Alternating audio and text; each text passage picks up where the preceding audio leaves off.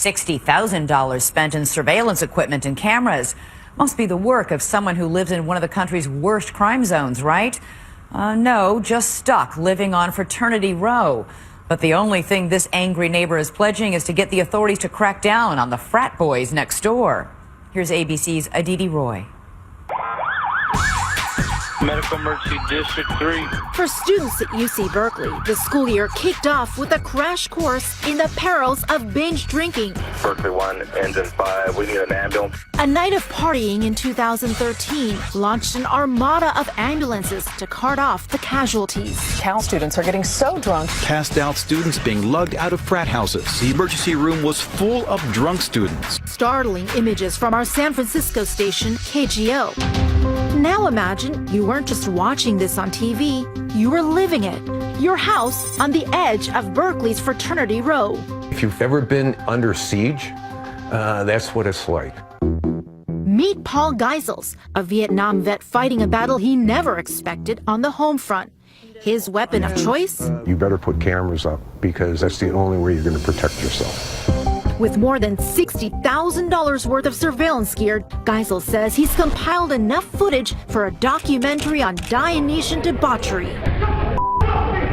I have video of them throwing 1.75 liter glass bottles of vodka at the front door of our house. He showed us some of the lowlights from his archives. Okay, here you can see a young lady running from the Zeta parking lot, and she just dropped her keys. So as she bends to get her keys, she just pulled a full moon. From half-naked women to public urination, lots of it. These are probably not scenes you'd like to witness on your street. Oh, there they go. There you can see the two guys naked, running up the street. Now this is the gentleman right here who's going to go over and drop his pants. There he goes. There he goes. And now he sticks his hands in his pants. But how did it come to this? Geisels used to help launch Navy planes from aircraft carriers, then braved a dozen Chicago winters as a firefighter EMT. In 1988, he and his wife, looking for some peace and quiet, moved to her treasured family homestead, this 1927 Dutch colonial back in Berkeley. My wife always wanted to move back to this house, and this was her grandmother's house. But Paul was gambling from the start. Their street, just one block from the University of California campus, was nestled among 24 frats.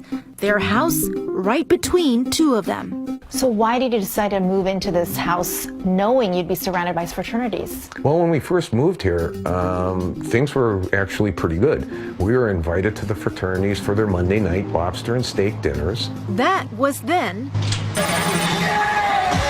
This is now. Why the change? Paul says with the explosion of cell phones and social media, word of the parties now goes viral, and suddenly the gatherings have ballooned from 50 people to more than 500. The behavior was becoming more outrageous. It got so bad, he measured the noise levels from his yard. We started at 11 o'clock this morning, and it's now 5:30. Parties not stopping at 12:30, quarter to 1. They were going until 3, 4, 5 in the morning. But here you can see. He says he's captured buses disgorging revelers. You can see she's naked from the waist down. They put a blanket around her. She can barely walk. And drunken brawls just outside his house. Naturally, Paul started complaining about the loud parties. His garbage cans knocked over. Kids throwing things. And throwing up. And he says that's when things got personal. You've had furniture thrown from up there. Yep. With the legs of chairs and stuff through the roof. I've had 3 burglaries in the last 3 months. He told police some of his Greek neighbors broke into his home. They're on my roof. They're trying to break in the back door. I'm just being overwhelmed. He says he's even taped them threatening his life.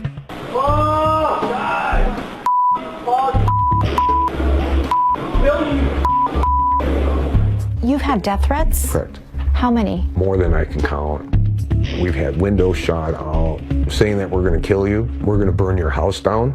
And And he's not the only one who complained. We have 122 pages. His lawyer, Yolanda Wong, showed us this long list of police calls about Berkeley's frats. She says an average of 400 a year. Looking at the sheer number of times that they're called out and they respond, it doesn't seem like a light touch. The light touches, there's no arrests.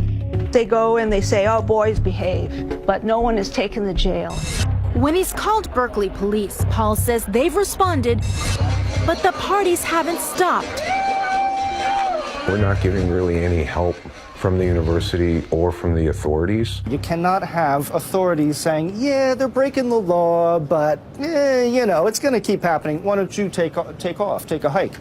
2020 reached out to the Berkeley police, who tell us they take all crimes seriously and address concerns about noise complaints, loud parties, and alcohol issues. And the university tells 2020 it works with its frats on safety issues and strips frats of their university affiliation if they break the rules. But Paul says that's not enough. Police are investigating the death of a young man at a UC Berkeley fraternity. He points to the recent death of a visiting student, Vibev Lumba, at a party inside nearby Zeta Psi. The cause? Released just 2 days ago, alcohol poisoning.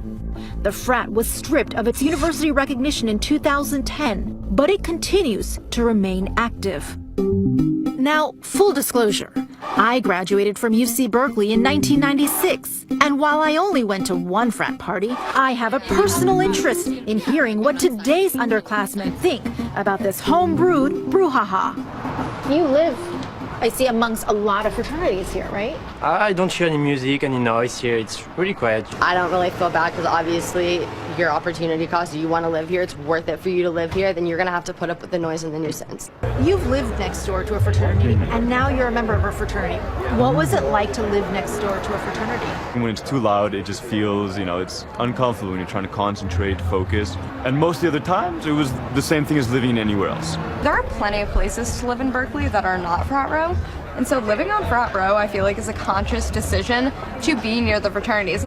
Finally, Paul made the conscious decision to move out, but he still hasn't surrendered. He's kept his cameras rolling and filed a lawsuit against almost anyone connected to his neighbor dispute, including 34 of Berkeley's fraternities. Our goal is to win in court, to have some change, to have some civility in this neighborhood.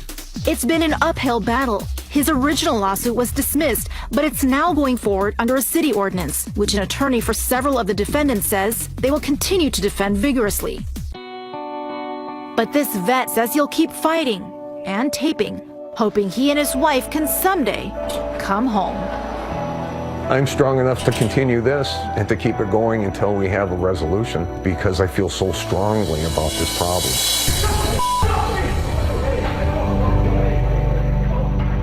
So should he sell the house? Who would even buy that house? Would you? Or should the police take a tougher line with those fraternities?